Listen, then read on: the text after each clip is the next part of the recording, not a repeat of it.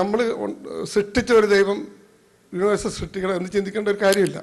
അപ്പോൾ അതുകൊണ്ട് ഞാൻ പറഞ്ഞത് മതം കൊണ്ട് നമുക്ക് മലയാളികളോട് വന്നിട്ട് മതം കൊണ്ട് എന്ത് ഗുണമാണ് ഉണ്ടായിട്ടുള്ളത്. അപ്പം ഇന്നത്തെ എഴുത്തുകാർ സ്വതന്ത്ര ചിന്തകരായിരിക്കണം, അവരിതിനെതിരായിട്ട് പ്രവർത്തിക്കണം എന്നാണ് എനിക്ക് പറയാനുള്ളത്. ഇപ്പം ആരാണെങ്കിലും നമ്മുടെ സ്വന്തം മതത്തിൽ തീവ്രമായി വിശ്വസിച്ചാൽ നമ്മളെല്ലാം തീവ്രവാദികളാണ്. നമ്മുടെ ഉള്ളിൻ്റെ ഉള്ളിൽ ഒരു തീവ്രവാദം കിടക്കും. ഇന്ന് മുഹമ്മദിനെ കളിയാക്കാത്ത ആരെങ്കിലും ഉണ്ടോ സോഷ്യൽ മീഡിയയിൽ? അപ്പോൾ ഈ എഴുത്തുകാരുണ്ടാക്കിയ ഒരു അപകടമാണ് ഈ മതപുസ്തകങ്ങൾ. പക്ഷെ അതിപ്പോൾ അത് പരിഹരിക്കേണ്ട ഉത്തരവാദിത്വം ഇപ്പോൾ എഴുത്തുകാരാണ്. ഏതെങ്കിലും വേളാങ്കണ്ണിയോ ശബരിമലയോ ലൂർദിലോ ഇസ്രായേലിലോ പോയി അതൊന്ന് ഭേദമാക്കാമെങ്കിൽ ഞാൻ നിങ്ങളുടെ കാൽക്കൽ വീണ് ഞാനും മതത്തിൽ വിശ്വസിക്കാം. ആദ്യമായി എനിക്ക് ഇങ്ങനെ എസൻസിലേക്കൊരു പ്രസംഗിക്കാൻ അവസരം തന്ന എസൻസിൻ്റെ ഇവിടുത്തെ ഭാരവാഹികൾ, കൂടാതെ ഇവിടെ വന്നിരിക്കുന്ന സ്വതന്ത്ര ചിന്തകരും വിശ്വാസികളും, എല്ലാത്തിനുപരി ജെയിംസ് കുരിക്കാട്ടിൽ, അദ്ദേഹത്തിൻ്റെ പല പ്രാവശ്യം വിളിച്ചിട്ടുണ്ട് ഇങ്ങനെ ഒരു പ്രഭാഷണത്തിന് വരണമെന്ന്. അപ്പോൾ എല്ലാ വർഷവും ജിമ്മി ജോർജിൻ്റെ സമയത്താണ് ഈ നടക്കുന്നത്. കഴിഞ്ഞ പ്രാവശ്യം എനിക്കൊന്ന് ഡെട്രോയിറ്റിലായിരുന്നു, അപ്പം ഞാൻ അന്നേരം ന്യൂയോർക്കിലുണ്ടായിരുന്നു.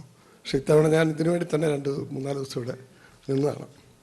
പിന്നെ എനിക്ക് സന്തോഷമുള്ള 2-3 കാര്യങ്ങളുണ്ട്.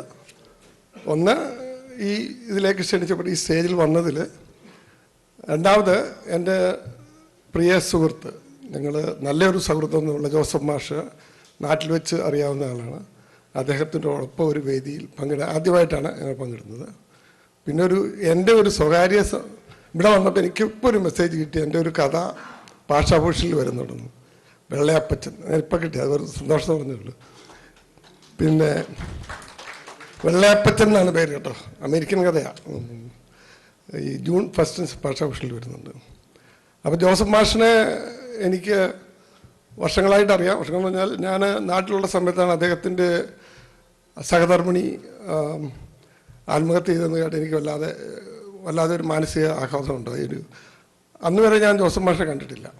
അറിയാം, എൻ്റെ പേര് പറഞ്ഞാൽ അറിയാം, എനിക്കും അറിയാം, അത്രയേ ഉള്ളൂ. പക്ഷേ അപ്പോൾ എനിക്ക് മനസ്സിൽ പെട്ടെന്നൊരു കാണണമെന്ന് തോന്നി. കാരണം അതിനകത്ത് മതവും ജാതിയും ഒന്നുമില്ല, ഒരു മാനുഷിക മൂല്യം എന്നുള്ളൂ. ഞാൻ അപ്പം തന്നെ മൂവാറ്റിൽ എൻ്റെ ഒരു ഫ്രണ്ടിനെ വിളിച്ചിട്ട് അദ്ദേഹത്തെ പോയി കണ്ടു. അപ്പോഴത്തെ അദ്ദേഹത്തിൻ്റെ അവസ്ഥ വളരെ ചിരിച്ച് വർത്താനൊക്കെ പറയുന്നത് എനിക്ക് വളരെ കാര്യങ്ങൾ മനസ്സിലായി. അപ്പം അദ്ദേഹം എന്നെക്കൊണ്ട് ചെയ്യാവുന്ന കാര്യങ്ങളൊക്കെ ഞാൻ ചെയ്യാവുന്ന സഹായം ഞാൻ പറഞ്ഞ എൻ്റെ അഭിപ്രായത്തിൽ നമുക്കൊരു ദുഃഖം വരുമ്പോഴോ ഒരു സങ്കടം വരുമ്പോഴോ നമ്മളെ അടുത്ത് വരുന്നതും സംസാരിക്കുന്നതും നമ്മളെ സഹായിക്കുന്നവരുമാണ് ദൈവം എന്നാണ് ഞാൻ വിശ്വസിക്കുന്നത്. ആ ദൈവത്തിലാണ് എനിക്ക് വിശ്വാസം. പിന്നെ എൻ്റെ ഒരു യാത്ര, ഞാനെങ്ങനെ ഈ സ്വതന്ത്ര ചിന്തയിലേക്ക് വന്നു എന്നുള്ളത് അതിനും എന്തെങ്കിലും കാരണം ഉണ്ടാവുമല്ലോ. ഞാൻ പൊൻകുന്നംകാരനാണ്. അന്നൊക്കെ ഞാൻ സ്കൂളിൽ പഠിക്കുന്ന കാലത്ത് എവിടെയെങ്കിലും ചെന്ന് എന്തെങ്കിലും പറഞ്ഞ് പൊൻകുന്നംകാരെന്ന് പറഞ്ഞാൽ ഉടനെ പൊൻകുന്നം വർക്കിയാണ് പറയുന്നത്. അപ്പോൾ അത് ആരാപ്പം ഈ പൊൻകുന്നം വർക്കുക? ഞാൻ കൊച്ചുകുട്ടി ആയിരിക്കാൻ തൊട്ട് പൊൻകുന്നം വർക്കിയെ പറ്റി കേട്ടുകൊണ്ടിരിക്കുക. ഞാൻ 7ാം ക്ലാസ്സൊക്കെ ആയപ്പോൾ ഞാൻ പതുക്കെ ലൈബ്രറിയിൽ പോയിട്ട് ഈ പൊൻകുന്നം വർക്കിയുടെ പുസ്തകം വേണമെന്ന് പറഞ്ഞു. അങ്ങനെ ഞാൻ അദ്ദേഹത്തിൻ്റെ പുസ്തകം വായിച്ചപ്പോൾ അദ്ദേഹം സഭയ്ക്കെതിരായിട്ടും സഭയിലെ കള്ളത്തരങ്ങളൊക്കെ വിളിച്ചു പറയുന്ന അദ്ദേഹത്തിൻ്റെ ഒരു രീതി, അദ്ദേഹം ശബ്ദിക്കുന്ന കുറേ പുസ്തകങ്ങളൊക്കെ ഞാൻ വായിച്ചിട്ടുണ്ട്. ചിലപ്പോൾ അതൊരു സ്പാർക്കായിരിക്കും. പിന്നെ എനിക്ക് പൊൻകുന്നം വർക്കി ഞാൻ ഈ സ്പാർക്ക് കിട്ടി നിർത്തും. അപ്പോൾ അദ്ദേഹത്തിൻ്റെ തന്നെ അനുഭവത്തിലൊരു ചെറിയ അനുഭവം എഴുതിയിട്ടുണ്ട്. പുള്ളി ഒരു 5 വയസ്സുള്ളപ്പോൾ പള്ളിയിലെ ക്രിസ്മസ് ഉണ്ണീശോയുടെ ക്രിസ്മസിന് പോയി. ക്രിസ്മസ് പോയിട്ടിപ്പം അച്ഛനും എല്ലാവരും കൂടി അവിടെ പ്രാർത്ഥനയൊക്കെ ഉണ്ടല്ലോ, ഇങ്ങനെ വീശി ഇങ്ങനെ എല്ലാം കഴിഞ്ഞു. അപ്പോൾ കൊച്ചുവർക്കൊക്കെ ഒരു സംശയം, ഉണ്ണീശോ ആണാണോ പെണ്ണാണോ? പുള്ളി പതുക്കെ ആൾക്കൂടുതലിടയൊക്കെ വന്നിട്ട് ഉണ്ണീശോയുടെ തുണി പൊക്കി നോക്കി. അച്ഛനുടനെ ചെവിക്ക് പിടിച്ച്. അതായിരിക്കണം പുള്ളിയുടെ ഒരു സ്പാർക്കെന്ന് ഞാൻ വിശ്വസിക്കുന്നു. പിന്നെ എനിക്ക് വായിക്കാനുള്ള ഒരു ത്വര ഉണ്ടായി. പൊൻകുന്നം വർക്കിയുടെ ബുക്ക് വായിച്ചപ്പം ലൈബ്രറി പറഞ്ഞു വേറെ ഉണ്ട് ബുക്കുകൾ. അങ്ങനെ ഞാൻ ഈ ആധുനിക സാഹിത്യമാണ്, ബഷീർ, പിന്നെ മുകുന്ദൻ കാക്കനാടൻ, MT, അങ്ങനെ ആധുനിക പുസ്തകങ്ങളൊക്കെയാണ് ഞാൻ വായിച്ചിരുന്നത്. വിജയൻ്റെയൊക്കെ ബുക്ക് വായിച്ചു. അങ്ങനെ വായനയിലൂടെ ഒരു വെളിച്ചം, അതായത് ഒരു അന്ധത. എൻ്റെ ഈ വിഷയം ഇതാണെങ്കിലും ഞാനൊരു ആർട്ടിക്കിൾ എഴുതിയായിരുന്നു എൻ്റെ ചിന്തകളെപ്പറ്റി. ഞാൻ ഫേസ്ബുക്കിൽ ചിന്തകളുണ്ട്. ആർട്ടിക്കിളിനകത്ത് വിശ്വാസം ആ ഒരു ഹെഡിങ് അവർ കൊടുത്താണ്. ഞാൻ ആക്ച്വലി എഴുതിയത് എൻ്റെ ചിന്തകളാണ് അതേപ്പറ്റി. അങ്ങനെ ഞാൻ പുസ്തകങ്ങളൊക്കെ വായിച്ച് നമുക്കൊരു ഈ ഇരുട്ടിൽ വെളിച്ചമാണല്ലോ അറിവെന്ന് പറയുന്നത്. ഡാർക്ക്നെസ് എന്ന് പറഞ്ഞാൽ ആബ്സെൻസ് ഓഫ് ലൈറ്റാണ്. അതായത് വെളിച്ചത്തെ നമുക്ക് ഇരുട്ടുകൊണ്ട് ഇല്ലാതാക്കാൻ പറ്റത്തില്ല, ഇരുട്ടിനെ നമുക്ക് വെളിച്ചം കൊണ്ട് ഇല്ലാതാക്കാം. അതായത് ഈ അന്ധവിശ്വാസം എന്ന് ഇപ്പോൾ ഒരു ഡാർക്ക് ടണലിലാണ്. Dark tunnel, light is at the end of the ടണലാണ്. പക്ഷേ ഈ അന്ധവിശ്വാസികൾ ഈ പുസ്തകം വായിച്ചിട്ട് അതിനകത്ത് തന്നെ അഭിരമിച്ച് അതിൻ്റെ പുറത്തേക്ക് കിടക്കാൻ അവർക്കൊരിക്കലും സാധിക്കാറില്ല. അപ്പോൾ ഞാനങ്ങനെ വായിച്ചപ്പോഴാണ് ഈ ലൈബ്രറിയൻ ഒരു ഇടതുപക്ഷ ചിന്താധികാരനാണെന്ന് എനിക്ക് തോന്നുന്നു. അദ്ദേഹം പറഞ്ഞു, പ്രൊഫസർ ഏറ്റിക്കോവൂര്, ജോസഫ് ഇടമറുക്, ഇവരുടെയൊക്കെ പുസ്തകം വായിക്കുന്നത്. അപ്പം അവരുടെയൊക്കെ പുസ്തകം വായിച്ചപ്പോൾ എനിക്ക് മനസ്സിലായി നേർച്ച കാഴ്ചകളിലെ തട്ടിപ്പ്. ഈ പറഞ്ഞ പോലെ ഇപ്പം ജെയിംസ് ഇവിടെ പറഞ്ഞ പോലെ പ്രാർത്ഥിച്ചാൽ ചിലപ്പോൾ പ്രോബബിലിറ്റി ഉണ്ട്. 10 കാര്യം 10 പേര് പ്രാർത്ഥിച്ചാൽ ചിലപ്പോൾ പ്രോബബിലിറ്റി ആയിരിക്കും 2 കാര്യം സാധിക്കാറുണ്ട്. അപ്പോൾ അത് പ്രാർത്ഥന കൊണ്ട് സാധിച്ചെന്ന് വിശ്വസിച്ച് വിശ്വാസികൾ ഉദിഷ്ടകാര്യം സാധിച്ചെന്ന് പറഞ്ഞ് ഈ പേപ്പറിൽ കൊടുക്കല്ല. അന്ന് ഈ അൽഫോൻസാമ്മയുടെ പടം, സെൻറ്റ് ജോർജിൻ്റെ പടം, സെൻറ്റ് ജോർജ് പുണ്യാളനല്ലെന്ന് പ്രഖ്യാപിച്ചു കഴിഞ്ഞു. ഇങ്ങനെ സാധിക്കാത്ത കാര്യങ്ങൾ ഈ വിശ്വാസികൾ മിണ്ടാറില്ല. അവർ സാധിച്ച കാര്യങ്ങളൊക്കെ മാത്രം ഇങ്ങനെ പറഞ്ഞുകൊണ്ടിരിക്കും. അങ്ങനെ എൻ്റെ വായനയിൽ കൂടെ നമ്മൾ we become what we eat എന്ന് പറയുന്നത് we become what you write, what you read. അപ്പം നമ്മൾ വായനയിലൂടെയാണ് എനിക്ക് ഈ വെളിച്ചത്തിൻ്റെ ഒരു ഇത് കിട്ടിയത്. പിന്നെ മതപുസ്തകങ്ങൾ വായിക്കാറുണ്ട്, പഠിക്കാറുണ്ടല്ലോ. അപ്പോൾ ഞാൻ മതപുസ്തകങ്ങളെ പറ്റി ഞാനിങ്ങനെ വായിച്ചപ്പോൾ അതിനകത്ത് ഒരുപാട്, അതായത് ഈ മതപുസ്തകങ്ങൾ മുഴുവൻ എഴുത്തുകാർ സൃഷ്ടിച്ചൊരു മായാലോകമാണ്. കാരണം എഴുത്തുകാരുണ്ടാക്കിയ ഒരു കുഴപ്പമാണ് ഈ കഥകളാണ്, കേട്ട കഥ. പണ്ടൊക്കെ ആൾക്കാർ പറഞ്ഞ് കേട്ടുന്ന കഥകളാണിത്. പിന്നെ കഥകളായിട്ട് പിന്നെ അത് എഴുത്തുകാർ, ഇപ്പം ക്രിസ്തുവും നബിയൊക്കെ ജനിച്ചു കഴിഞ്ഞ് മരിച്ചു കഴിഞ്ഞ് നൂറ്റാണ്ടുകൾക്ക് ശേഷമാണ് ഇത് എഴുതുന്നത്. അപ്പോൾ ഇത്രയും നാളും ആൾക്കാർ കഥകൾ പറഞ്ഞുകൊണ്ടിരിക്കുക. ക്രിസ്തു വെള്ളത്തിൻ്റെ മുകളിൽ കൂടെ നടന്നു, ചിലപ്പോൾ വെള്ളത്തിൽ കൂടെ ആയിരിക്കും നടന്നത്. അപ്പം ഒരാൾ പറഞ്ഞ് 10 പ്രാവശ്യം വരുമ്പോൾ അത് ഇതാകും. അതുപോലെ വെള്ളം മീഞ്ഞാക്കി, പിന്നെ മരിച്ചവരെ ഉറപ്പിക്കുന്ന പറഞ്ഞാൽ പണ്ടൊക്കെ ഈ മരിച്ചെന്ന് സർട്ടിഫൈ ചെയ്യാൻ പാടാം. ചിലപ്പം ബോധം കെട്ട് കിടന്നിട്ട് ചിലപ്പം ഈ മരിക്കാത്തവരെയൊക്കെ പണ്ട് അടക്കിയിട്ടുണ്ട്. ചിലപ്പോൾ ക്രൈസ്റ്റ് പോയപ്പോൾ അവിടെ ഒരാൾ ബോധം കെട്ട് കിടന്നപ്പോൾ മരിച്ചെന്ന് ഓർത്തായിരിക്കും കുറച്ച് കഴിഞ്ഞാൽ ചാടി എഴുന്നിട്ട് കാണും. ഇതൊക്കെ ആയിരിക്കും, ഇത് പറഞ്ഞാണ് കഥകളുണ്ടാകുന്നത്. പണ്ടൊരു അച്ഛൻ ശവടക്കിന് പോയാണൊക്കെ, കുര്യാക്കോസ് ചേട്ടൻ മരിച്ചെന്ന് പറഞ്ഞ് അച്ഛൻ പോയി ശവടക്കാനായിട്ട്. അയാളിങ്ങനെ പെട്ടി കിടക്കുക. ഇയാളെ കിടന്ന് പ്രാർത്ഥന കഴിഞ്ഞപ്പോൾ കുര്യാക്കോസ് ചേട്ടൻ കാലൊന്ന് പൊക്കി. അപ്പം പറഞ്ഞ് ഇതിപ്പോൾ അടക്കാൻ പറ്റത്തില്ല, മരിച്ചിട്ടില്ല എന്ന്. പിന്നെ അരങ്ങിയിട്ടില്ല, അങ്ങനെ കിടക്കുക. ആർക്കും ഒന്നും എന്നെ ചെയ്യണതില്ല. അപ്പോൾ അച്ഛൻ പറഞ്ഞു, ചത്താലും ചത്തില്ലേ ഞാൻ 4 മണിക്ക് ശവം അടക്കും, എനിക്ക് അടുത്ത ശവം അടക്കണം. എന്ന് പറഞ്ഞാൽ അതുപോലെ സ്വർഗാരാമത്തെ പറ്റി പറയുന്നത്, ക്രൈസ്റ്റ് മരിച്ചു കഴിഞ്ഞിട്ട് മരിച്ചോ ഇല്ലെന്ന് ഉറപ്പില്ല കേട്ടോ. മരിച്ചു കഴിഞ്ഞിട്ട് അന്ന് മരിച്ചെന്നുള്ള ഉറപ്പിക്കാനൊന്നും സർട്ടിഫിക്കറ്റ് ഒന്നുമില്ല. കല്ലറെ കൊണ്ട് കിടത്തി നേരം വെളുത്തപ്പോൾ അവിടെ കാണുന്നില്ല. അപ്പോൾ ആദ്യം വന്ന് കാണുമ്പോൾ ഇത് സ്വർഗത്തിലേക്ക് പോയതാണ്.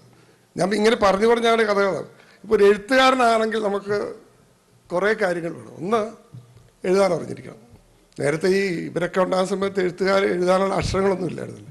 പിന്നീട് പറഞ്ഞു കേട്ട കഥകളാണ് എഴുതിയത്. പിന്നെ ഭാവന, ഓഫ് കോഴ്സ് ഭാവന വേണം. പിന്നെ ധൈര്യം, എഴുതാനുള്ള ഒരു ധൈര്യം.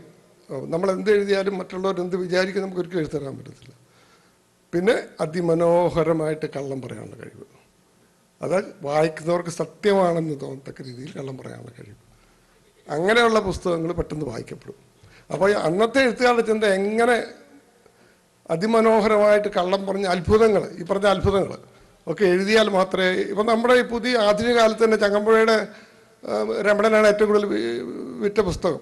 അതുപോലെ എത്രയോ കോപ്പികൾ ഇറങ്ങാൻ കാര്യം അതൊരു സത്യ കഥയാണെന്നുള്ളൊരു ധാരണയുണ്ട്. ഒന്നും വേണ്ട, ആധുനിക ലോകത്ത് ആടുജീവിതം അങ്ങനെ ഒരു സംഭവമുണ്ട്, ബേസ്ഡ് ഓൺ റിയൽ ഇൻസിഡൻസ് ആണെങ്കിൽ പോലും അതിനകത്തൊരു 30% ഇമാജിനേഷനാണ്.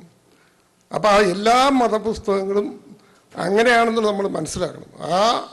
പിന്നെ സാങ്കല്പികമായ കഥകളാണ് സത്യമാണെന്ന് വിചാരിച്ച് അതുപോലെ ജീവിക്കുന്നതിൻ്റെ അതിൻ്റെ ഒരു റിസൾട്ടാണ് ഇപ്പം ജോസഫ് മാഷിൻ്റെ കൈകാലുകൾ എതിർദശകളിൽ നിന്ന് വെട്ടിയത്. എന്തുകൊണ്ടാണ്? പുസ്തകത്തിൽ എഴുതി വെച്ചിട്ടുണ്ട്. നമ്മളെല്ലാം ചെയ്യുന്ന അതേ കാര്യങ്ങളാണ്. അങ്ങനെ അതിശയങ്ങൾ. അപ്പോൾ ഈ എഴുത്തുകാരുണ്ടാക്കിയൊരു അപകടമാണ് ഈ മതപുസ്തകങ്ങൾ. പക്ഷെ അത് പരിഹരിക്കേണ്ട ഉത്തരവാദിത്വം ഇപ്പോൾ എഴുത്തുകാരാണ്.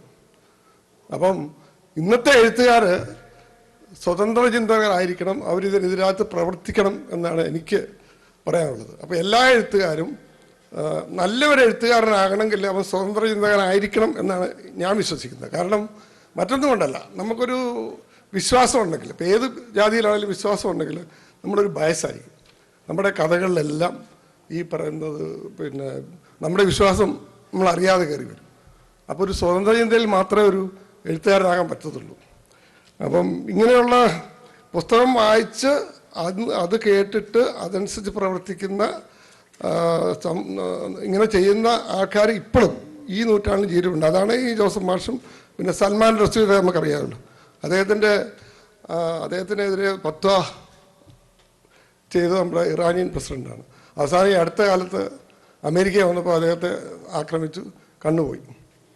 അപ്പോൾ ഏറ്റവും കൂടുതൽ ഈ പുസ്തകങ്ങളിൽ ആരാണെങ്കിലും നമ്മുടെ സ്വന്തം മതത്തിൽ തീവ്രമായി വിശ്വസിച്ചാൽ നമ്മളെല്ലാം തീവ്രവാദികളാണ്. നമ്മുടെ ഉള്ളിലൊരു തീവ്രവാദം കിടക്കും. അപ്പം ഞാൻ ലൈഫിനെ പറ്റി പറയുമ്പോൾ ലൈഫ് ഈസാണ്, ഞാൻ പറഞ്ഞല്ലോ, ഈ പ്രാർത്ഥിക്കുന്ന കാര്യം എല്ലാം പ്രോബബിലിറ്റി എപ്പോഴും ഉണ്ട്. നമ്മളൊരു കല്ലെടുത്ത് പ്രാർത്ഥിച്ചാലും ദർ ഇസ് എ പ്രോബബിലിറ്റി. ചില കാര്യങ്ങൾ സാധിക്കും, ചില കാര്യങ്ങൾ സാധിക്കാതിരിക്കും.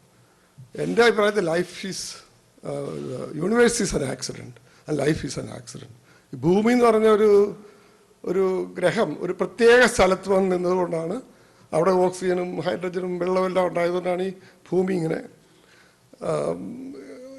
ഇങ്ങനെ ഒരു ഗ്രഹം ഉണ്ടായതും ഇവിടെ ലൈഫ് ഉണ്ടായതും കോടിക്കണക്കിന് വർഷങ്ങൾക്കുണ്ടായ സംഭവമാണ്. അല്ലാതെ 1-2 വർഷം കൊണ്ടല്ല. പരിണാമം എന്ന് പറഞ്ഞാൽ നമ്മളവർക്ക് പരിണാമം നമ്മുടെയൊന്നും തലമുറ കാണാൻ പറ്റിയില്ല പറയും. ഇത് കോടി വർഷങ്ങൾ കൊണ്ട് ഉണ്ടായ ഈ പരിണാമം എന്ന് പറയും. അപ്പോൾ അങ്ങനെ നോക്കുമ്പം നമ്മുടെ ഈ സയൻസ്, അതായത് ഗലീലിയ 1800-ലാണെന്ന് തോന്നുന്നു ഗലീലിയ പറഞ്ഞ് ആദ്യമായിട്ട് പറയുന്നത്. അതുവരെ നമ്മൾ വിചാരിച്ച ഭൂമിക്ക് ചുറ്റുമാണ് എല്ലാം സംഭവിക്കുന്നത്, കാര്യങ്ങളെല്ലാം നടക്കുന്നത്. ഗലീലിയ ടെലസ്കോപ്പ് കണ്ടുപിടിച്ചിട്ട് ആകാശത്തേക്ക് നോക്കിയിട്ട് ഗ്രഹങ്ങളും നക്ഷത്രങ്ങളും എല്ലാം കണ്ടപ്പം അന്നത്തെ മത പുരോഹിതന്മാർ ശക്തമായി എതിർത്ത് അദ്ദേഹത്തെ ജയിലിലടച്ചു. അങ്ങനെ അദ്ദേഹം മരിക്കുന്നത് ജയിലിൽ കിടന്നിട്ടാണ്. മറ്റൊരു ആക്സിഡൻ്റാണ് പെൻസിലിൻ. അതായത് ഇയാൻ ഫ്ലെമിങ് അദ്ദേഹത്തിൻ്റെ ലാബിൽ 2 ടെസ്റ്റ് ട്യൂബ് പൊട്ടിയപ്പോൾ ഉണ്ടായ അത് കൂട്ടിച്ചേർന്നപ്പോഴാണ് ഈ പെൻസിലിൻ കണ്ടുപിടിച്ചത്. ഇന്ന് ലോകത്തിൽ മില്യൺ കണക്കിന് ആൾക്കാരെ രക്ഷിച്ചത് ആരാണ് എന്താണ്? ഈ പെൻസിലിനാണ്. ലോകത്തിൽ ഒരു ദൈവവും ഇത്രയധികം ആൾക്കാരുടെ ഈ ഗൊണേറിയ കൊണ്ട് ആൾക്കാർ മരിച്ചുകൊണ്ടിരുന്നത്. ഇന്നും പെൻസിലിനാണ് നമ്മൾ ഉപയോഗിക്കുന്നത്.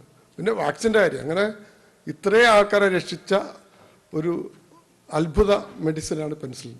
അങ്ങനെ ദൈവമാണെന്ന് ആരെങ്കിലും പറയുന്നുണ്ടോ? അതുപോലെ എല്ലാ കാര്യങ്ങളും നമ്മുടെ ലൈഫും എല്ലാം ഒരു ആക്സിഡൻ്റ്. നമ്മളുണ്ടായത് എങ്ങനെയാണ്? ആയിരക്കണക്കിന് ബീജങ്ങൾ ഓടിക്കളിച്ച് 1 in million ചാൻസേ ഉള്ളൂ ഇത് ഒന്നൊരു കുട്ടിയെ. ഇത് ആക്സിഡൻറ്റ് ബിഗിൻസ് ദെയർ.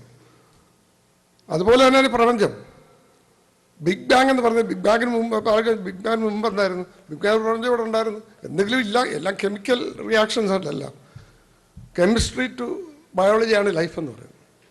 അപ്പോൾ അങ്ങനെ ഈ ആക്സിഡൻസ് ആണ് നമ്മളെല്ലാം ഒരു ആക്സിഡൻസിൻ്റെ സംഭവമാണ്. അതുപോലെ ഒരേ ജാതിയിൽ മാത്രമുള്ളവരാണ് ലോകം മുഴുവനെങ്കിൽ സമാധാനം ഉണ്ടാവുമോ? ഇല്ല. അതിൻ്റെ ഏറ്റവും വലിയ ഉദാഹരണമാണ് നമ്മുടെ തൊട്ടടുത്ത് കിടക്കുന്ന അഫ്ഗാനിസ്ഥാനും പാകിസ്ഥാനും ഒക്കെ. അവിടെ ഒരു ജാതിയല്ലേ ഉള്ളൂ, എല്ലാ വെള്ളിയാഴ്ചയും പൊട്ടിത്തെറിക്കത്തില്ലേ. പിന്നെ എനിക്ക് പറയാനുള്ളത് പുരുഷ മേധാവിത്വമാണ്. മതങ്ങളിലെ ഏറ്റവും വലിയ കുഴപ്പം പുരുഷ മേധാവിത്വമാണ്. ഈ മതങ്ങൾ എഴുതിയിരിക്കുന്നത് തന്നെ സ്ത്രീകളെ എങ്ങനെ മര്യാദ പഠിപ്പിക്കാം, എങ്ങനെ അടിമയാക്കാം. എല്ലാ മതങ്ങളും ഇപ്പോൾ ക്രിസ്ത്യാനികൾ ഈ പറയുന്ന കത്തോലിക്ക അല്ല ക്രിസ്ത്യൻ മതമാണ് ഏറ്റവും പുരോഗമന മതം എന്ന് പറയുന്നത്. അവിടെ പുരോഹിതന്മാരേ ഉള്ളൂ, പുരോഹിതകളില്ല. പിന്നെ മാർപ്പാപ്പ ഉണ്ട്, മാർമാമ ഇല്ല. അതുപോലെ തന്നെയാണ് പിന്നെ മുസ്ലിം പള്ളിയിൽ നമുക്കറിയാം, അവിടെ സ്ത്രീകൾക്ക് പ്രവേശനമില്ല.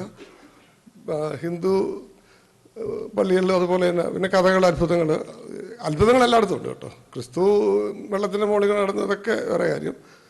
പിന്നെ രാമായണത്തിലുണ്ടല്ലോ, ശ്രീലങ്കയിലേക്ക് ചാടി. പിന്നെ നബി ഒരു ഈ ചിറകുള്ള കുതിരപ്പുറത്ത് കയറി ചന്ദ്രനെ വളർത്തുന്നു. ബുറാക്ക് അല്ലെ, അവർ ഇത് എല്ലാ മതത്തിലും അത്ഭുതങ്ങൾ. ഈ അത്ഭുതങ്ങളില്ലെങ്കിൽ ഇതൊന്നും നിൽക്കുകയില്ല. ഇന്നത്തെ കാലത്ത് അത് ബുദ്ധിമുട്ടാണ്. ഇന്നത്തെ കാലത്ത് സത്യസായി ബാബ ഒരിക്കലും ഒരു ദൈവമാവുമെന്ന് എനിക്ക് തോന്നുന്നില്ല. കാരണം ഒരുപാട് ഇപ്പോൾ ഏറ്റിക്കോര് തന്നെ, നമ്മൾ ഏറ്റിക്കോരിനാണ് പറഞ്ഞല്ലോ, പുള്ളിയുടെ പുസ്തകമാണ് എനിക്കൊരു സ്പാർക്ക് കിട്ടിയത്. അദ്ദേഹം അന്തരീക്ഷത്തിൽ നിന്ന് ഭസ്മം എടുത്തു, പിന്നെ നോട്ടിൻ്റെ നമ്പർ പറഞ്ഞു. ഇതൊക്കെ ഈ കാലം സംഭവിച്ചതിന്. അപ്പോൾ ഏറ്റിക്കോര് വെല്ലുവിളിച്ചു. പുള്ളി ആദ്യം ഏറ്റിക്കോര് ഭസ്മം എടുത്ത് കാണിച്ചു. ഒരു രൂപ നോട്ടെടുത്ത് പിന്നെ ഒരു കവറിലിട്ട് ഒട്ടിച്ചു തരാം, നമ്പർ പറയാമെങ്കിൽ 1 ലക്ഷം രൂപ. അന്ന് 1 ലക്ഷം രൂപ ഇത്ര കോടിയാണെന്നറിയാം. അയാൾ സ്വീകരിച്ചിട്ടില്ല. അതുപോലെ തന്നെ ഇന്നുള്ള ഈ ദൈവങ്ങളാന്ന് പറയുന്ന ആൾ ദൈവങ്ങളൊക്കെ പണ്ടത്തെ പോലെ ജീവിച്ചിരിക്കുകയില്ല, അധികം നാൾ നിൽക്കുകയില്ല. കാരണം സയൻസ് ഉണ്ട്, പ്രൂഫുണ്ട്. ഇന്നുള്ള ദൈവത്തെ സത്യബാബ അങ്ങനെ പറഞ്ഞു കഴിഞ്ഞാൽ അത് ശരിയല്ലെന്ന് പ്രൂവ് ചെയ്യാനായിട്ട് നമുക്ക് ഒരുപാട് മാർഗങ്ങളുണ്ട്. അതുകൊണ്ടാണ് ഇന്നത്തെ ദൈവങ്ങളും ദൈവങ്ങളാകാത്തത്. സത്യമാത്രമല്ല, അമൃതാനന്ദമായി കുറേ ദൈവങ്ങൾ, ഇപ്പോൾ ഒത്തിരി സ്വാമിമാരുണ്ട്, ഇവരൊന്നും ഒരിക്കലും ദൈവങ്ങളാകത്തില്ല. കാരണം ഇന്നത്തെ ഈ ഒരു ടെക്നോളജി യുഗം എന്ന് പറയുന്നത് quantum physics, space technology, AI. ഇന്ന് നമുക്കൊരു സംശയം ഉണ്ടെങ്കിൽ ചോദിക്കാനായിട്ട് ആളുണ്ട്. പിന്നെ സോഷ്യൽ മീഡിയ ഭയങ്കര ആക്റ്റീവുണ്ട്. ഇന്ന് ദൈവങ്ങളുണ്ടാകാനുള്ള സാധ്യത വളരെ കുറവാണ്. പിന്നെ എനിക്ക് പറയാനുള്ളത് ഈ അമേരിക്കയിൽ എത്തുന്ന പ്രവാസികൾ, ഏതായാലും ഇവിടെ ഇത്രയും പേര് കണ്ടതിൽ വളരെ സന്തോഷം. സാറിങ്ങനെ ഉള്ള സമ്മേളനത്തിനും വരാൻ.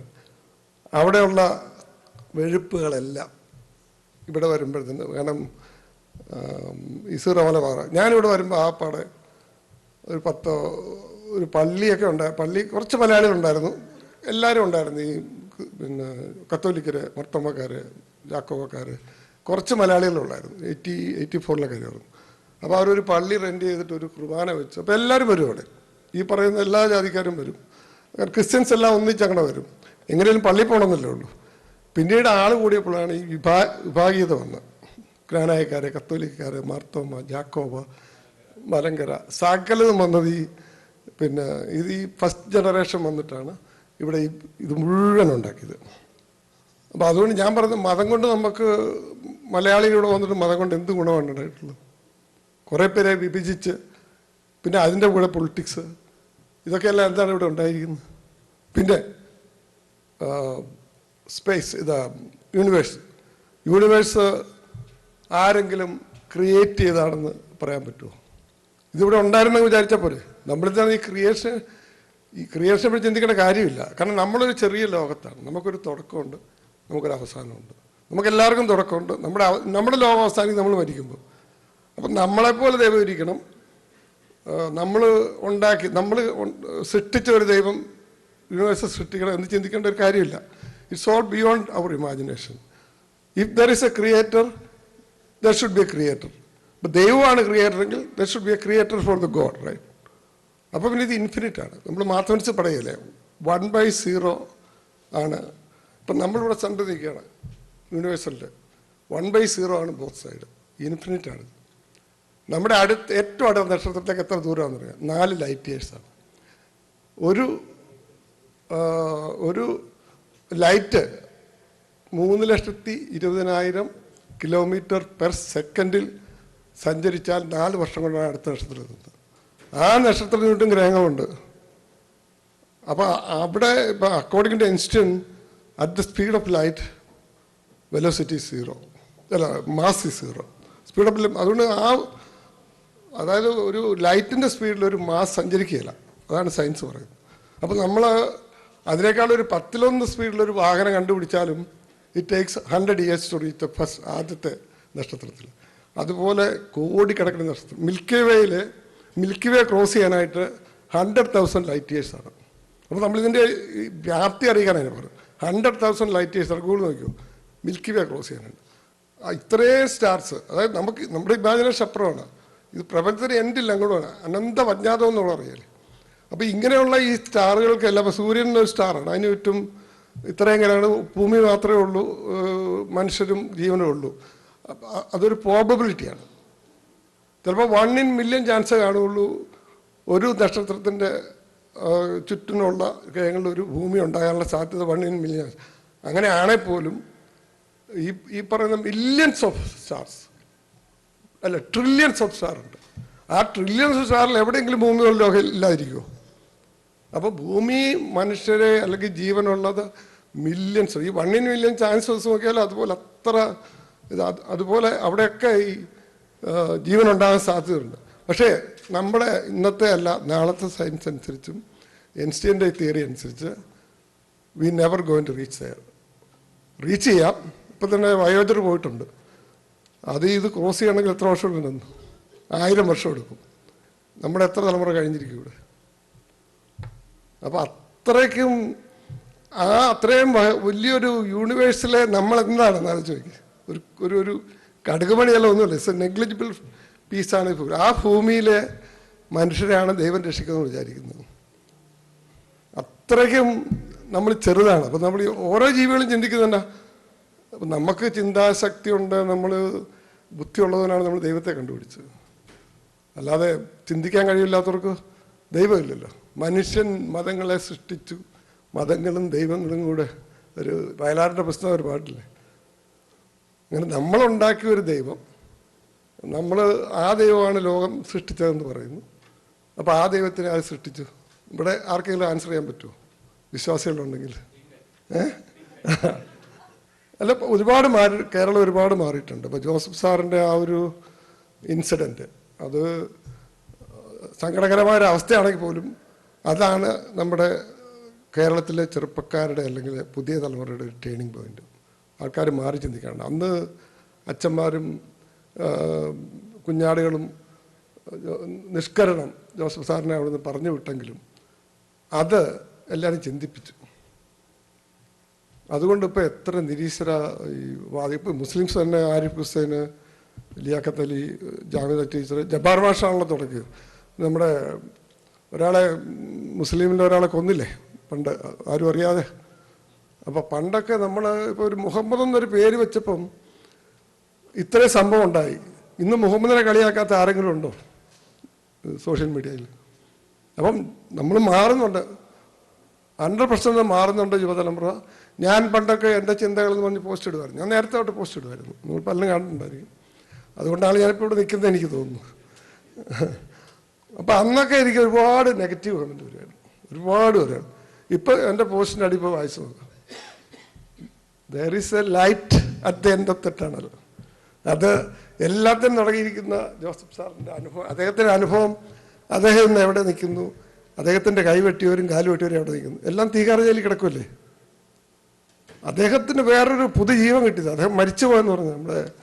നമ്മുടെ അച്ഛൻ പറഞ്ഞ പോലെ ചട്ടാറും ചത്തില്ലേലും ചവടക്കുന്ന അവസ്ഥയിരുന്ന ആളാണ് അദ്ദേഹം. അവിടുന്ന് രക്ഷപ്പെട്ടിട്ട് അദ്ദേഹത്തിൻ്റെ പുസ്തകം നിങ്ങൾക്കറിയാമെന്നറിയത്തില്ല, 1000 Cuts പെൻഗ്വിനാണ് എടുത്തേക്കുന്നത്. ലോകം മുഴുവൻ വായിക്കുകയാണ്. അതിനു മുമ്പ് അദ്ദേഹം സ്വപ്നം ഉണ്ടായിരുന്നു എഴുത്തുകാരനാകണമെന്ന്. പക്ഷേ ഇങ്ങനെ എഴുത്തുകാരനാവുമെന്ന് ഓർത്തില്ല, ഇങ്ങനെ ഇവിടെ വരാമെന്ന് ഓർത്തില്ല. DC പത്രപതിപ്പിറക്കി, മറ്റേ നമ്മുടെ അറ്റുപോലാത്ത ഓർമ്മകൾ, 19 പതിപ്പ്. Can you believe it? അതിനൊരു കൈയടി ഞാൻ എടുക്കും. അത് ആദ്യം അവർ ജോസഫ് സാറിനെ വിളിച്ചിട്ട് അവർ ഈ നമ്മളെ എന്നാ ഗോസ്റ്റ് റൈറ്റിംഗ് ആണല്ലോ, മമ്മൂടിയുടെയും മോഹൻലാലിൻ്റെ ഒക്കെ അങ്ങനെ ഒത്തിരി പേര് എഴുതുന്നുണ്ട്. അങ്ങനെയാണ് പുള്ളിയെ സമീപിച്ചത്. അപ്പോൾ പറഞ്ഞു, അദ്ദേഹം മലയാളം അധ്യാപകനല്ലേ, MA-ക്കാരെ പഠിപ്പിക്കുന്ന ആൾ, അദ്ദേഹത്തിൻ്റെ ഗോസ്റ്റ് റൈറ്റിംഗ് ഞാൻ എഴുതിക്കൊള്ളാം ധൈര്യമായിട്ട് പറഞ്ഞു. അതാണ് ആ ധൈര്യത്തിനൊരു കൈയ്യടി കൊടുക്കുന്നത്. അതിമനോഹരമായ ഭാഷയിൽ നിങ്ങളെല്ലാവരും വായിച്ചു കാണും, ഇവിടുത്തെ ലൈബ്രറിയിൽ ഉണ്ടെന്ന് തോന്നുന്നല്ലേ. അതിമനോഹരമായ ഭാഷയിൽ അദ്ദേഹം ആ പുസ്തകം എഴുതി. പിന്നെ ഇംഗ്ലീഷ് പുസ്തകങ്ങൾ നന്നായിട്ട് പോകുന്നു. ഇതൊക്കെ ഒരു മാറ്റമാണ് നമ്മുടെ സമൂഹത്തിൽ. നല്ലൊരു മാറ്റം ഇനിയും ഉണ്ടാവുമെന്നാണ് എൻ്റെ പ്രതീക്ഷ. ഈ സൽമാൻ റഷീദിനെ നമുക്കറിയാം, അദ്ദേഹം ഇപ്പോഴും അദ്ദേഹം മരിച്ചിട്ടില്ല അല്ലേ? ഇല്ല, മരിച്ചിട്ടില്ല. അദ്ദേഹത്തിൻ്റെ കണ്ണ് പോയിട്ടുണ്ട്. അപ്പോൾ അത്രയും സ്ട്രഗിൾ ചെയ്യുന്ന കുറേ ആൾക്കാരുടെ ഒരു അല്ല, വധഭീഷണി ഉണ്ട് കേട്ടോ. ഇപ്പോൾ വധഭീഷണി ഇപ്പം ആരിഫ് ഹുസൈനും ജബാർ മാഷും ഒക്കെ ഉണ്ട്. അതിൽ നിന്നൊക്കെ ഒരു മാറ്റം. അതുപോലെ തന്നെ എസൻസിൻ്റെ കേരളത്തിലെ സമ്മേളനം എന്ന് പറയുന്നത് 10,000 ആൾക്കാരായിരുന്നു. എനിക്ക് ലോകത്തിലെ ഏറ്റവും കൂടുതൽ ആൾക്കാർ, അതായത് സ്വതന്ത്ര ചിന്തകർ ഒത്തുകൂടുന്നത് കേരളത്തിലാണെന്ന് എനിക്ക് തോന്നുന്നു. 10,000, 5,000, അതല്ല ശരി. ഇതൊരു മാറ്റത്തിൻ്റെ തുടക്കമാണ്. എനിക്കൊരുപാട് ശത്രുക്കളുണ്ട്. ഞാൻ പല വീടുകളിലും ഇപ്പം നമ്മളെ വിളിക്കാറില്ല പല പാർട്ടിക്കൊന്നും. പക്ഷെ അതിൽ മാറ്റം വരുന്നുണ്ട്. പിന്നെ നമുക്ക് ഈ സിനിമയൊക്കെ ഉള്ളത് കൊണ്ട് വലിയ സ്നേഹമൊക്കെ ഉണ്ട്. പിന്നെ എഴുത്തുമുണ്ടല്ലോ. അപ്പോൾ എഴുത്തുകാരെല്ലാം സ്വതന്ത്രചിന്തരായിരിക്കണം. അവർക്കൊരു, എൻ്റെ എഴുത്തുകളിലെല്ലാം എനിക്കൊരു എൻ്റെ നിലപാട് ഞാൻ വ്യക്തമാക്കാറുണ്ട്. കഥകളിലും പിന്നെ ഇവിടെ മീനുമൊക്കെ ഇരിപ്പുണ്ട്, ശ്രദ്ധിക്കുന്നുണ്ടെന്ന് എനിക്കറിയാം. എൻ്റെ കഥകളിലും പിന്നെ ലേഖനങ്ങളിലും എല്ലാം ഞാൻ വളരെ ഇൻഡയറക്റ്റായിട്ട് എൻ്റെ നിലപാടുകൾ ഞാൻ വ്യക്തമാക്കാറുണ്ട്. അത് നമ്മുടെ ഒരു ഉത്തരവാദിത്വം ആണെന്നാണ് ഞാൻ വിശ്വസിക്കുന്നത്. അപ്പം അതുപോലെ തന്നെ എഴുത്തിലൊരു ആത്മാർത്ഥത ഉണ്ടായിരിക്കണം. പിന്നെ ഞാൻ പറഞ്ഞ പോലെ ഈ 4 ഗുണങ്ങൾ വേണം. മനോഹരമായിട്ട് കള്ളം പറയാൻ പറഞ്ഞിരിക്കണം, പിന്നെ ധൈര്യം ഉണ്ടായിരിക്കണം, പിന്നെ വായിക്കുന്നവർക്ക് സത്യമാണെന്ന് തോന്നത്തക്കിൽ എഴുതുന്നതാണ് കൂടുതൽ പോപ്പുലറാകുന്നത്. അപ്പോൾ ഈ 4 ഗുണങ്ങളുണ്ടെങ്കിൽ ആർക്കും എഴുത്തുകാരനാണ്. നാളെ നിങ്ങൾക്ക് എഴുത്തുകാരനെ തുടങ്ങിയാൽ ധൈര്യമായിട്ട് എഴുതുക, അത്രേ ഉള്ളൂ. ഇപ്പോൾ ഞാൻ ആക്ച്വലി എഴുതാൻ തുടങ്ങിയത് കഴിഞ്ഞ ഒരു 12 വർഷമായുള്ളതാണ്. എൻ്റെ ആദ്യത്തെ കഥ വന്നത്. പിന്നെ ടെക്നോളജി വന്നു, പിന്നെ ഓൺലൈനിൽ എഴുതാൻ പഠിച്ചു. അക്ഷരങ്ങൾ കൈകൊണ്ട് എഴുതണ്ടെന്ന് പഠിച്ചപ്പോഴാണ് ഞാൻ കൂടുതൽ എഴുതാൻ തുടങ്ങിയത്. അപ്പം അല്ലെങ്കിൽ കൈകൊണ്ട് എഴുതാനൊക്കെ മടിയായിരുന്നു. പിന്നെ പ്രിൻ്റ് ഔട്ട് വെക്കണം, കറക്റ്റ് ചെയ്യണം. അപ്പോൾ ടെക്നോളജി കൊണ്ടാണ് ഞാൻ എഴുതണമെന്ന്. പിന്നെ ഈ മലയാളം ഇഷ്ടമായിരുന്നു പണ്ട്. അതുകൊണ്ടാണ് ഈ മലയാളം ഇഷ്ടമായിരുന്നു. ഞാൻ എഞ്ചിനീയറിംഗിന് പോകാതെ മലയാളം എടുത്തതാണ് സെൻറ് തോമസ് കോളേജിൽ. വീട്ടുകാരോട് വഴക്ക് പറഞ്ഞ് ഇത്രയും മാർക്ക് കിട്ടിയിട്ട് മലയാളമാണ് പഠിക്കുന്നത്. അങ്ങനെയാണ് ഞാൻ തിരിച്ച് പിന്നെ എഞ്ചിനീയറിംഗിന് പോയി. പക്ഷെ മലയാളത്തിനുള്ള സ്നേഹം കൊണ്ടാണ് ഞാൻ പിന്നെ ഇവിടെ വന്നപ്പോൾ ഈ നാടകങ്ങൾ എഴുതി പിന്നെ നാടകങ്ങൾ ഞാൻ കഥകളാക്കി. പിന്നെ അന്നേരത്തേക്ക് ഡിജിറ്റൽ റൈറ്റിംഗ് പഠിച്ചു. അങ്ങനെയാണ്. അതാണ് ടെക്നോളജിയാണ് എല്ലാം. അതാണ് ഇന്നത്തെ ഈ സ്പേസ് ടെക്നോളജി, ക്വാണ്ടം ഫിസിക്സ്, ഇത് ഇത്രയും പുരോഗമന ഒരു സമയത്ത് ഇപ്പോഴും നമ്മൾ ആ പഴയ നൂറ്റാണ്ടുകാർക്കുള്ള പുസ്തകത്തിൽ എഴുതുകയെല്ലാം ശരിയാണെന്ന് വിശ്വസിച്ച് അതുപോലെ ജീവിക്കുന്ന ആ ഒരു രീതി, അത് ഒരു വലിയ മാറ്റം സമൂഹത്തിൽ ഉണ്ടാകണം. അതിന് ശ്രമിക്കേണ്ടത് എഴുത്തുകാരും ഇതുപോലെ അത് സ്വതന്ത്ര ചിന്തകരും ഒക്കെ ആയിരിക്കണം. അതുപോലെ ഡാളസിൽ, അമേരിക്കയിലും ഇത്രയധികം ആൾക്കാർ ഇവിടെ വരാനും നിങ്ങളെല്ലാം കാണാനും സാധിച്ചതിൽ എനിക്ക് വളരെ സന്തോഷമുണ്ട്. ഞാൻ വളരെ ഇവിടെ ഇങ്ങനൊരു വേദിയില്ല, ഞാൻ ആദ്യമായിട്ടാണ് ഇവിടെ വന്ന് നിൽക്കുന്നത്. അപ്പോൾ എല്ലാവർക്കും കണ്ടതിലും സംസാരിച്ചില്ല സമയം അതിക്രമിച്ചുകൊണ്ട്. സമയമുണ്ടോ ഇനി? 2 മിനിറ്റ് ഉണ്ട്. ഞാൻ ഒത്തിരി താമസിച്ചാണ് തുടങ്ങിയത്. ഇനി നിങ്ങൾക്ക് എന്തെങ്കിലും ചോദിക്കാനുണ്ടോ ചോദിക്കാം. ഞാനും നിരീശ്വരവാദിയാണെന്ന് ചോദിച്ചാൽ അറിയത്തില്ല, സ്വതന്ത്ര ചിന്തകനാണ് ഓഫ് കോഴ്സ്. എൻ്റെ പുസ്തകം വായിച്ചവർക്കൊക്കെ അറിയാം. ചോദിച്ചോ. യുദ്ധങ്ങളൊക്കെ ഉണ്ടായിരുന്നു, അവരാണ് നല്ലതെന്നും പറയുമ്പോഴേ ചൈനയിലെ അവിടുത്തെ മതങ്ങളില്ലല്ലോ. മാവോസത്തിന് കൊല്ലം ഒന്ന് എത്ര പേരെയാ? 50 മുതൽ 70 മില്യൺ, 5 കോടി മുതൽ 7 കോടി വരെ സ്വന്തം രാജ്യത്തെ ജനങ്ങളെ. ജോസഫ് സ്റ്റാലിൻ 20 മുതൽ 30 മില്യൺ ആളുകളെ, അതായത് 2 കോടി മുതൽ 3 കോടി വരെ. ഒന്നും 2 ലോകമായത്തിൽ ചത്തനേക്കാട്ട് കൂടുതൽ ആൾക്കാർ അവിടെ ചെന്നാണ് ഞാൻ ചിന്തിക്കുന്നത്. നോർത്ത് കൊറിയയിൽ എത്ര പുസ്തകങ്ങളല്ലേ? അവിടെ ജനങ്ങൾ പട്ടിണി കിടക്കുക, അവൻ സൂചിച്ച് ജീവിക്കുന്നുണ്ട്, ജനങ്ങൾക്ക് സ്വാതന്ത്ര്യമില്ല. ഇതിനെപ്പറ്റി വല്ലതും പറയാനുണ്ടോ? അന്നേരമൊക്കെ ഈ ദൈവം എവിടെയായിരുന്നു ഞാൻ ചോദിക്കുന്നത്. ദൈവം എന്തുകൊണ്ട് രക്ഷിക്കുന്നില്ല? ദൈവം നമ്മളെല്ലാം രക്ഷിക്കാനല്ലേ ഇരിക്കുന്നത്. ദൈവം ലോകം ഉണ്ടാക്കി. ഇപ്പൊ അസുഖം ഏറ്റവും കൂടുതൽ ആൾക്കാരെ രക്ഷിച്ച ആരാന്നറിയാം? സയൻസാണ്. ഞാൻ പറഞ്ഞ പെരിസിലാണ് മില്യൺസ് ഓഫ് ആൾക്കാരെ രക്ഷിച്ചത്. ഞാൻ പറയാം, നമ്മൾ ഈ കോട്ടയുണ്ട്, മറ്റേ കൃപാസനമുണ്ട്, ഇഷ്ടംപോലെ ശബരിമല. ഈ അത്ഭുതങ്ങൾ സംഭവിക്കുന്നത് എങ്ങനെയാണെന്നറിയാമോ? മോർ പീപ്പിൾ, അതായത് കൂടുതൽ ആൾക്കാർ പോസിബിലിറ്റി കൂടുതലാണ്. ശബരിമലയിൽ കൂടുതൽ ആൾക്കാർ പോകുന്നതുകൊണ്ട് അവിടെ ചിലപ്പോൾ കുറച്ച് പേരുടെ കാര്യം സാധിച്ചിരിക്കും. ലൂർദ് മില്യൺസ് ആൾക്കാർ പോകുന്ന അവിടെ ചിലപ്പോൾ ഒരു 10% ആൾക്കാരുടെ ആഗ്രഹം സാധിച്ചതാണ്. അത് പ്രോബബിലിറ്റിയാണ്. നമ്മുടെ ജെയിംസ് പ്രോബബിലിറ്റി ഉള്ള അസുഖങ്ങൾ പല അസുഖങ്ങളും ശരീരം തന്നെ. ജലദോഷത്തിന് ഇന്ന് വരെ മരുന്ന് കണ്ടുപിടിച്ചു, വേറെ ആർക്കെങ്കിലും ജലദോഷത്തിന് മരുന്ന് ഇന്ന് വരെ കണ്ടുപിടിച്ചിട്ടില്ല. അത് സപ്രസ് ചെയ്യാനായിട്ട് ഗുളി കഴിക്കുന്നേ ഉള്ളൂ. ആ സമയത്ത് ഈ പറയുന്ന വാക്സിൻ, കോവിഡിൻ്റെ കാര്യം, വാക്സിൻ, പെൻസിലിൻ, മില്യൺസ് ഓഫ് ആൾക്കാരുടെ ലൈഫാണ് സേവ് ചെയ്യുന്നത്. ഏതെങ്കിലും ഒരു ദൈവത്തിന് ഓട്ടിസം വന്ന ഒരു കൊച്ചിനെ അല്ലെങ്കിൽ ഡൗൺ സിൻഡ്രോം കൊച്ചിനെ പ്രാർത്ഥിച്ച് ഭേദമാക്കാമെങ്കിൽ ഞാനും വിശ്വാസിയാകാം. ദൈവത്തിൻ്റെ മുന്നിൽ കാണാം. നമുക്ക് കാണാൻ പറ്റില്ല ഓട്ടിസം ഉള്ള പിള്ളേർ എത്ര ഫാമിലിയിലുണ്ട്, പിന്നെ പല സ്റ്റേജിലുണ്ട്. ഏതെങ്കിലും വേളാങ്കണ്ണിയോ ശബരിമലയോ ലൂർദിലോ ഇസ്രായേലിലോ പോയി അതൊന്ന് ഭേദമാക്കാമെങ്കിൽ ഞാൻ നിങ്ങളുടെ കാൽക്കൽ വീണ് ഞാനും മതത്തിൽ വിശ്വസിക്കാം. ഇസ്രായേലിൽ ഞാൻ പോയിരുന്നു. ഞാൻ പോകാൻ കാര്യം എൻ്റെ ഒരു ഫ്രണ്ട് വിളിച്ചു. ഞാൻ പറഞ്ഞു എനിക്ക് വിശ്വാസമില്ല. അല്ല തമ്പിയാൻ്റെ പറഞ്ഞു ഇത് കാണുന്ന ഒരു അനുഭവമാണെന്ന് പറഞ്ഞു. ഞാൻ പോയി. പുള്ളി വിശ്വാസമൊന്നുമല്ല, പുള്ളി എന്നോട് പറഞ്ഞു ഇത് കാണും. ഞാൻ പറഞ്ഞു ടൂറിസ്റ്റ് എന്തെങ്കിലും ഞാൻ ചെന്നു. അവിടെ വന്നു കഴിഞ്ഞിട്ട് ഞാനൊരു കഥ എഴുതി. അത് ഹരീഷൊക്കെ കഥയെപ്പറ്റി ഭയങ്കരമായിട്ട് ഞാൻ അവിടെ ചെന്നപ്പോൾ ഈ കുരിശിന് ഒന്നുകൊണ്ട് ആൾക്കാർ പോകുന്നു. ഈ തടിക്കുരിശ് തലയെ വെച്ചോണ്ട് ഈ ഇങ്ങനെ അത് നേർച്ചയാണ്. ഞാൻ ഈ പറഞ്ഞ പോലെ നേർച്ചയാണ് ആൾക്കാർ. അപ്പം ഒരു പയ്യൻ, എൻ്റെ കഥക്കകത്തൊരു അപ്പൂന്നൊരു പയ്യനാണ്. പയ്യനൊരു ബെഞ്ചിലിരിക്കുക. അപ്പോഴത്തേനും പുള്ളി നോക്കുമ്പോൾ ഒരാളിങ്ങനെ ഒരു ഈ ക്രൈസ്റ്റിനെ പോലെ വസ്ത്രമൊക്കെ ഇട്ട് ഇങ്ങനെ ഒരു ചെരുപ്പ് എന്നുള്ള ഒരു ഭ്രാന്തൻ്റെ കൂട്ടി ഇങ്ങനെ പോകും. പുള്ളിക്കൊരു സംശയം, ഇതിൻ്റെയും ക്രൈസ്റ്റാണോ? അപ്പോൾ ഇയാളെ ആർക്കും കാണത്തില്ല. അപ്പൂനായിരുന്നു. അപ്പൂവിൻ്റെ ഇതിൻ്റെ പുറകെ അങ്ങ് പോയി. ഒരു ക്യൂരിയോസിറ്റി, ഇതാരാ ഇതിൽ വടിയുണ്ട് കയ്യിൽ, ഇത് പ്രായമൊക്കെ ഉള്ള ഒരു ക്രൈസ്റ്റ്. അപ്പോൾ ഇങ്ങനെ കുറേ ആണ്ട് പോയപ്പോൾ ഇയാൾ പെട്ടെന്ന് തിരിഞ്ഞു അപ്പൂ ഏത് എവിടെ പോകാമെന്ന് ചോദിച്ചു. അപ്പോൾ പുള്ളി സംശയം, ഇത് യേശു തന്നെയാണ്, അല്ലേ എങ്ങനെ അവൻ്റെ പേരറിയുന്നു? അവസാനം നീ മാന്ന് പറഞ്ഞു. അപ്പോൾ ഇവരെയും വിളിച്ചോണ്ട് ഇങ്ങനെ ഈ ഗാവിൽ താമലയുടെ അവിടെ പോയിട്ടുണ്ട് ഞങ്ങൾ. അവിടെ ഒരു സ്ട്രീറ്റാണ്, രണ്ട് സൈഡിലും കടകളും ഒക്കെ ആയിട്ട്. നീ മാന്ന് പറഞ്ഞ് പോയി കഴിഞ്ഞപ്പോൾ ഈ ക്രൈസ്റ്റ് എന്ന് പറഞ്ഞ ആളിന് അപ്പോൾ ആർക്കും ഇതിലെ കാണത്തില്ല, ഇപ്പം അപ്പൂന് മാത്രമേ കാണത്തുള്ളൂ. അപ്പോൾ ഇയാൾ ചോദിച്ചു ഇതെന്തിനാ ഈ കെട്ടിടത്തിൻ്റെ മുകളിൽ ഇങ്ങനെ മരക്കഷ്ണമൊക്കെ വെച്ചിരിക്കുന്നു? അയ്യോ അത് അങ്ങേ കുരിച്ച് കൊന്ന കുരിയാണ് വെച്ചേക്കുന്നത്, മരക്കഷ്ണമൊന്നുമല്ല. അത് മാത്രമല്ല അങ്ങയുടെ പടമുണ്ട്, അങ്ങയുടെ അമ്മയുടെ പടമുണ്ട്, അങ്ങയുടെ ഒത്തിരി വിഗ്രഹങ്ങൾ. എടാ ഇതൊക്കെ ഞാൻ പണ്ട് തല്ലി പൊളിച്ചതല്ലേ, ഇമാര് പിന്നെ ഇതെല്ലാം വെച്ച് ആരാധിക്കുകയാണെന്ന്. അപ്പോൾ ആ ക്രൈസ്റ്റ് ഇവനോട് ചോദിച്ച് കാര്യങ്ങളൊക്കെ മനസ്സിലാക്കുന്നിടത്താണ് ഈ കഥ അവസാനിക്കുന്നത്. ഇത് പല വീക്കിലികൾ ഇങ്ങനെ അയച്ചു കൊടുത്തു. എല്ലാവരും പറഞ്ഞ് പറ്റിയല്ല, അത് മാറ്റണം. അങ്ങനെ അവസാനം ട്രൂ കോപ്പി എന്ന് പറഞ്ഞൊരു പിന്നെ കമൽറാമ കടന്നുണ്ട്, അവിടെ അയച്ചു കൊടുത്തു. അതിനകത്ത് മനോഹരമായിട്ട് പടമൊക്കെ വരച്ച് അച്ചടിച്ച് തന്നു. ഈ നമ്മുടെ എസ് ഹരീഷ് അത് വായിച്ചിട്ടൊരു വലിയ മെസ്സേജ് എനിക്ക് അയച്ചു, ഇതെഴുതാനുള്ള ധൈര്യം.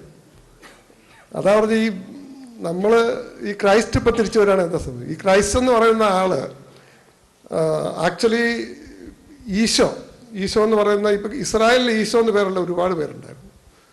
അതിൽ ഒരാളെ കുരിശി തറച്ചെന്ന് പറയുന്നത് ഈ ഒരു ജൂതൻ ജോസഫസ് എന്ന് പറഞ്ഞ ഒരു ജൂയിഷ് ഹിസ്റ്റോറിയൻ എഴുതിയിട്ടുണ്ട്.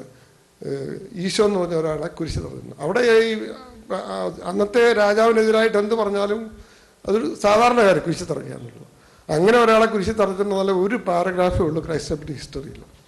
ബാക്കിയെല്ലാം ഈ കഥകൾ, ഈ 12 ശിഷ്യന്മാരുടെ കഥകളൊക്കെ വേറെ തോറയിൽ വേറെ ഇതെല്ലാം കോപ്പി അടിക്കുന്ന, അതിൽ നിന്ന് കോപ്പി അടിച്ചാണ് ഖുർആൻ. അപ്പോൾ ഈ നടക്കാത്ത കാര്യങ്ങൾ നടന്നെന്ന് പറഞ്ഞ് എഴുതി ഉണ്ടാക്കിയ കഥകളാണ് ഈ മതപുസ്തകങ്ങളെല്ലാം. ഹിസ്റ്ററിയിൽ ക്രൈസ്റ്റില്ലെന്ന് പറഞ്ഞാൽ പലർക്കും വിശ്വസിക്കില്ല. ആ ക്രൈസ്റ്റിൻ്റെ ഫസ്റ്റ് സെഞ്ചുറിയിൽ നമ്മുടെ ആയുസ് ദൈർഘ്യം എത്രയെന്നറിയാം? 30 വർഷമാണ്. ഇപ്പോൾ ഗൂഗിൾ നോക്കി 31-32 വർഷമാണ്. അങ്ങനെ നമുക്ക് ക്രൈസ്റ്റ് ഓൾഡാണ്. അപ്പം അന്നത്തെ കാലത്ത് ഈ തോമസിനെ ഇവിടെ വന്നു പറയാം AD 52. ആ പ്രായത്തിലെ വള്ളവും വണ്ടിയില്ലാതെ നടന്നിവിടെ കേരളത്തിൽ വന്നെന്ന് പറഞ്ഞു. ഇവിടെ മരിച്ചത് ഇത് സ്പാനിഷുകാരുണ്ടാക്കിയ ഒരു കഥയാണ്. സെന്റ് തോമസ് മൗണ്ടിലുണ്ട്, അതുപോലെ സ്പെയിനിലും ഉണ്ട് ഈ തോമസിലിയാൾ. അത് കത്തോലിക്കരിലേക്ക് ആൾക്കാരെ കൂട്ടാൻ വേണ്ടി ഉണ്ടാക്കിയൊരു സംഭവമാണ്. അത് ഇപ്പോഴാണ് എന്നെ പറഞ്ഞു വിടുന്നത്. അപ്പോൾ ഞാൻ പറഞ്ഞു വരുന്നത്, ഒരിക്കലും വരാത്ത തോമസ് ലീഗ അച്ഛന്മാർക്കൊരു അറിയാം. അന്ന് നമ്പൂതിരിമാരെ മതം മാറ്റി എന്നാണ് പറയുന്നത്. അന്ന് നമ്പൂതിരിമാരുന്ന 4th സെഞ്ചുറിയിലാണ്. 4th സെഞ്ചുറിയിൽ അവർ വരുന്നത്. പിന്നെ അങ്ങനെ നമ്പൂതിരിമാർ അന്ന് ഈ മുക്കോമാർ മാത്രമേ, ഈ കടൽ മീൻ പിടിക്കുന്നവർ മാത്രമേ ഉള്ളൂ. അവരിങ്ങനെ പല ജോലിയിലിട്ട് നമ്പൂതിരിമാർ പറയുന്നത് അവരുടെ ഇഷ്ടം എന്നൊക്കെ പറയും. മുക്കന്മാർ മാത്രമേ വന്നുള്ളൂ. അവരിൽ നിന്ന് പിന്നിച്ച് വന്നവരാണ്. ചിലർ അമ്പലത്തിലേക്ക് പോയി, ചിലർ തെങ്ങ് കയറാൻ പോയ എറ്റാളി, മുടി വെട്ടാൻ പോയൊരു 6 ഇങ്ങനെ അങ്ങനെ ജാതി ഉണ്ടായത്. നമ്പൂതിരിമാർ മുഴുവൻ വെളുത്താന്നൊരു ധാരണ, തെറ്റാ. എല്ലാം ടാൻ കളറാണ്. വെളുത്തവരെല്ലാത്തിലും ഉണ്ട്. എല്ലാ വിലയമ്പറയന്മാർ വെച്ചാൽ എല്ലായിടത്തിലും വെളുത്ത ആൾക്കാരുണ്ട്. കാരണം അവർ മിങ്കിൾ ചെയ്തിട്ടില്ല, ബാക്കി എല്ലാവരും മിങ്കിൾ ചെയ്തുകൊണ്ട് നമുക്ക് തെറ്റിദ്ധാരണയുണ്ട്, അത് തെറ്റാണ്. അപ്പം എല്ലാവരെയും കണ്ടതിൽ സന്തോഷം. എന്നെ പറഞ്ഞു വിടാറായി. അതുകൊണ്ട് ഇത്രയും നേരം നിങ്ങൾ കേട്ടിരുന്നതിന് കുറേ കാര്യങ്ങൾ സബ്ജക്റ്റ് വിട്ടുപോയി. എൻ്റെ സബ്ജക്റ്റ് അതല്ലാതെ ഹെഡിങ് മാത്രമേ ഉള്ളൂ, ഞാൻ എഴുതിയത് വേറെയൊക്കെയാണ്. അതുകൊണ്ടാണ് subject. Thank you very much.